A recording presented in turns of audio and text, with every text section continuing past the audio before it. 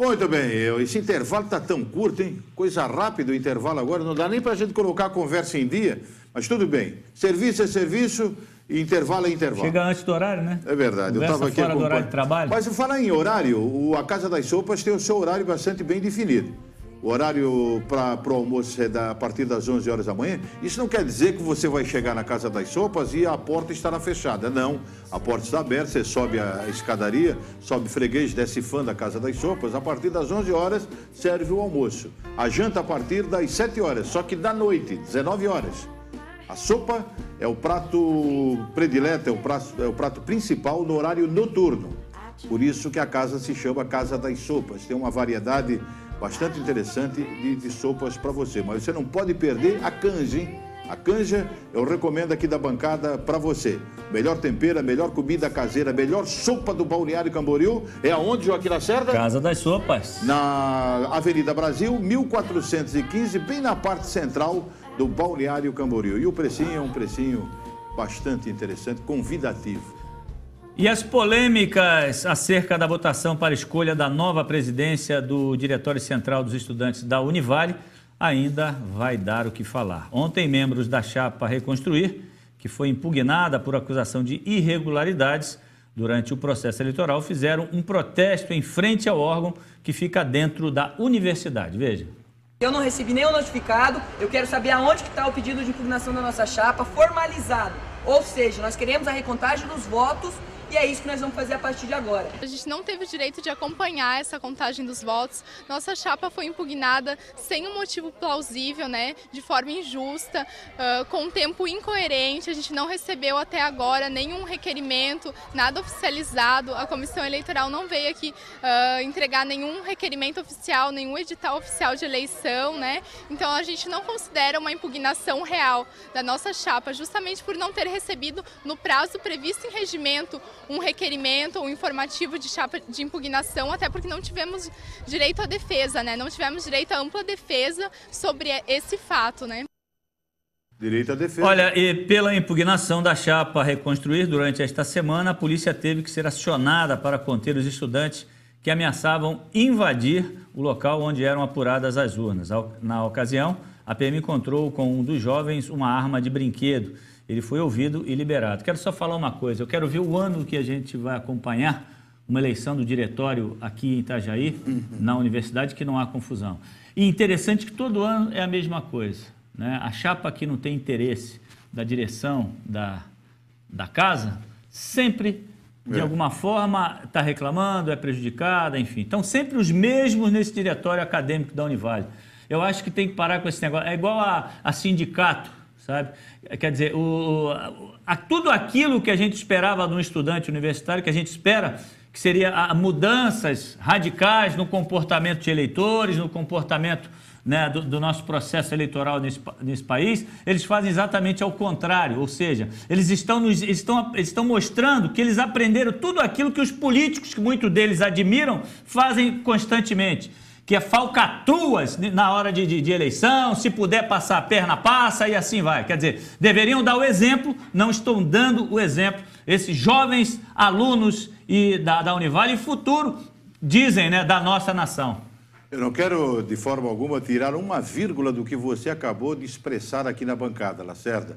Em gênero, número e grau, eu concordo. Mas eu entendo também que todos, independentemente de quem seja, tem direito à defesa. Não, mas eu estou dizendo exatamente isso. Tem direito à defesa. Não, eu estou dizendo que essas pessoas que estão reclamando, elas são porque todo ano a oposição é prejudicada. Porque tem uma panela ali dentro da Univale, nesse diretório, que sempre eles estão muda daqui, muda dali, está sempre na mão deles. Agora vamos mudar radicalmente de assunto aqui na bancada do Tribuna. No comecinho do Tribuna desta sexta-feira, eu falei sobre o trauma, o drama, você, família, pai, mãe, os filhos descansando em casa depois de um dia de luta, depois de um dia de labuta. Você chega em casa e, de repente, a bandidagem invade o território mais sagrado que você tem, que é o seu lar. Uma família do bairro Volta de Cima, no interior aqui da cidade de Itajaí, levou um grande susto. Nesta quarta-feira, por volta das 9 horas da noite, dois homens, dois bandidos, armados, invadiram a casa e ameaçaram os moradores. Ao perceberem que os moradores ligaram para a polícia e os vizinhos se mobilizavam para detê-los durante o assalto, saíram correndo em fuga. A polícia chegou ao local minutos depois da saída dos bandidos. 4 viaturas policiais fizeram buscas na região, mas, infelizmente, nenhum suspeito foi encontrado. Com certeza se enfiaram no meio do mato. De acordo com a polícia militar, um carro de cor branca foi abandonado nas proximidades da residência que os criminosos pretendiam assaltar. No bairro Volta de Cima, hein? O veículo é de Navegantes e tinha registro de furto. Tá aí, o Antônio já havia feito comentário no início do programa sobre esse assunto. Os problemas referentes à causa animal sempre são assuntos relevantes. Na semana passada, a vereadora Ana Carolina apresentou um anteprojeto para controle da natalidade de cães e gatos aqui na cidade de Itajaí. Vamos acompanhar a matéria. É comum ver essa situação. Animais nas ruas, abandonados. Para tentar resolver esse problema, a vereadora Ana Carolina Martins apresentou um anteprojeto para controle de natalidade de cães e gatos. Seria uma campanha de conscientização e também de castração, que a princípio seria necessário 2 vezes ao ano. Vai ser a nossa proposta que seja regulamentado depois para a prefeitura e analisado com a melhor forma possível, mas que, de preferência, além de ser uma campanha que incentivasse, que ensinasse, inclusive os cuidados e evitasse os maus tratos com os animais domésticos, tivesse a esterilização de cães e gatos, principalmente para pessoas de baixa renda. Mas a vereadora entende também que a questão da defesa animal vai muito além da castração. Há problemas que precisam de políticas públicas para serem resolvidos, assim como afirma o diretor da Defesa Animal, Roberto Pereira. É preciso regulamentar o Código de Defesa Animal para ver as fiscalizações específicas, né, por órgãos específicos. É preciso fiscalizar a criação de animais domésticos e canil, que é uma barbaridade, né, um horror. É preciso fiscalizar a venda de animais domésticos. Não se pode vender animal doméstico como se vende um tijolo, né? É preciso ter um pouco de respeito, né?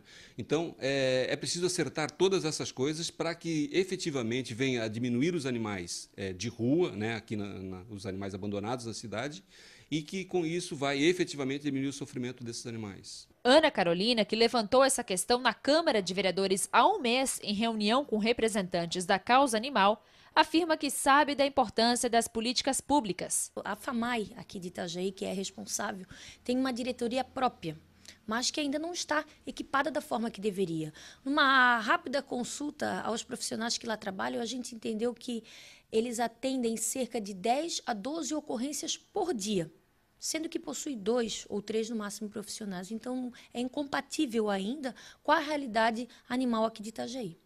Então, a questão dos maus tratos é bastante relevante e precisa ser analisada pelo poder público. Nós precisamos, sim, de propagandas que incentive e que ensinem as pessoas a ver que maus tratos é crime, inclusive que podem responder processo por causa disso. Segundo o diretor de Defesa Animal, mesmo com todas as dificuldades, Itajaí é pioneira na região. A gente está avançando, só que o que a gente precisa é organizar essas políticas públicas que nós estamos fazendo, né? Agora está para acontecer aí uma gestão compartilhada entre a FAMAI e a Secretaria de Saúde no Canil Municipal. Isso também vai ser um grande avanço, né? Então as coisas estão programadas e estão acontecendo, né? Então eu acredito que nos próximos anos essa questão dos animais de Itajaí, né, vai ser aquilo que todo protetor de animais mais quer, que seja uma cidade que ela seja considerada amiga dos animais.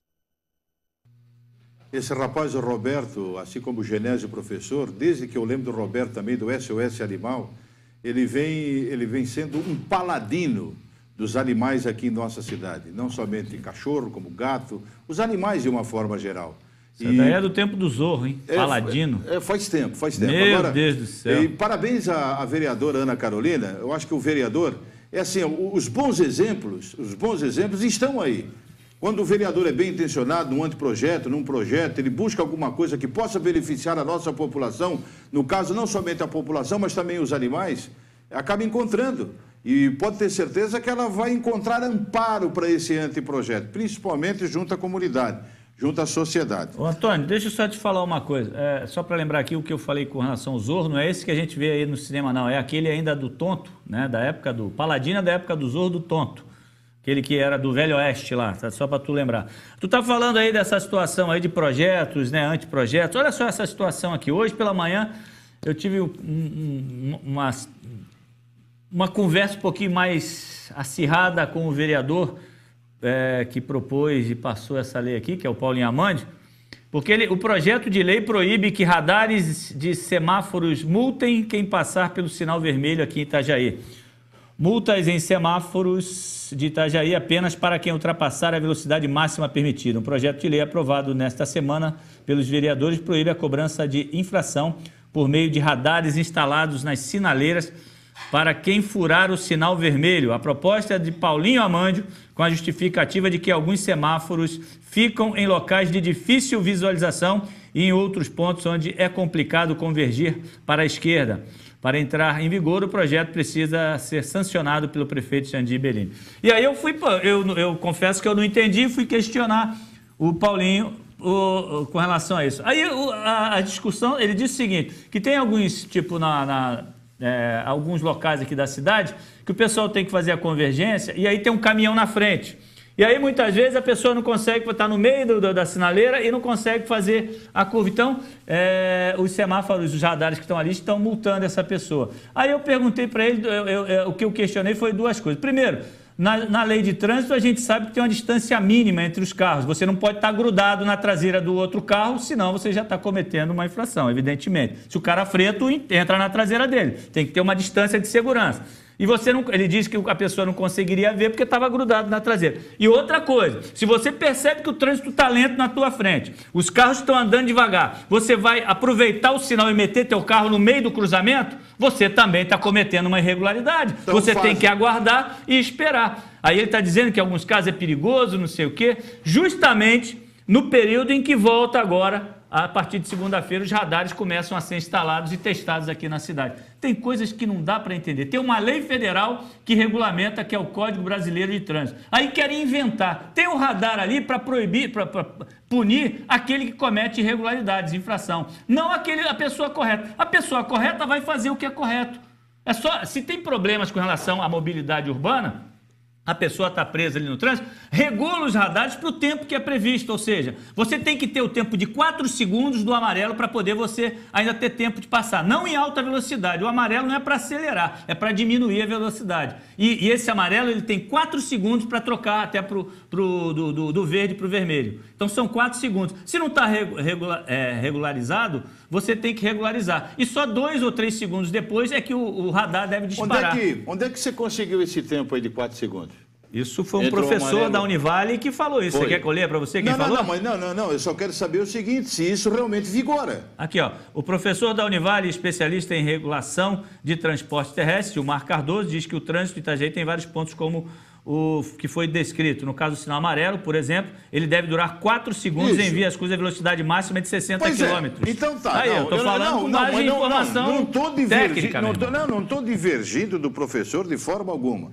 O que eu quero entender é o seguinte, hoje os radares, aliás, os semáforos, eles são muito mais inteligentes do que os primeiros, lá nos primórdios. Não, mas é o radar que ele está falando. Não, sim, estou falando do radar também, mas ele está acoplado ao semáforo. Isso. Então, aquele que vai passar, quando chega no amarelo, o que você tem que fazer, você que está no trânsito?